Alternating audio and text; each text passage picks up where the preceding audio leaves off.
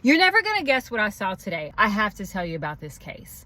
Now, because of HIPAA, I'm gonna switch it up a little bit, but the bottom line remains. He's a 32-year-old guy. He was admitted with IV drug abuse and suspected endocarditis. So today, he underwent a TEE.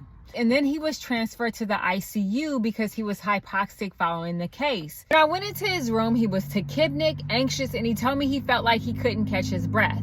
He was slightly grayish, but not overly cyanotic. His blood pressure was stable, his heart rate was stable, but his SpO₂ was 85% on a 100% non-rebreather mask. There was no signs of airway obstruction, no signs of accessory muscle use. Otherwise, his clinical exam was stable. I'm thinking PE, possible pulmonary infarcts from septic emboli. But the first thing I did was check an ABG.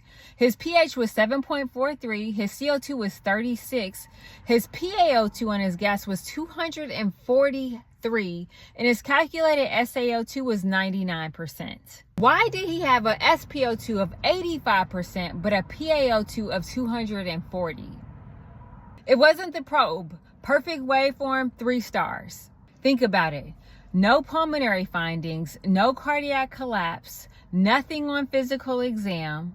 The SpO₂ is 85%, but the PaO₂ is 240. And there was absolutely no improvement on the SpO₂ with 100% non-rebreather mask. I talked to the cardiologist. He used benzocaine spray for the procedure. That's when the puzzle made sense. Chocolate brown blood, discrepancy in PaO₂ and SpO₂.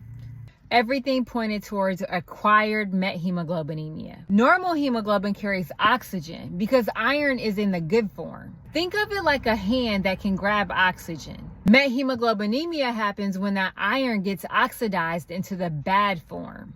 Now that hand can't grab oxygen at all. Even worse, the remaining hemoglobin holds on to oxygen too tightly. So even the oxygen that is carried doesn't get released into the tissues.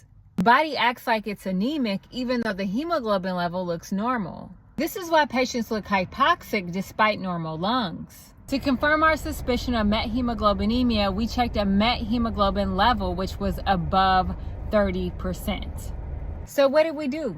We gave him methylene blue, which is the antidote, and the patient improved in about 40 minutes.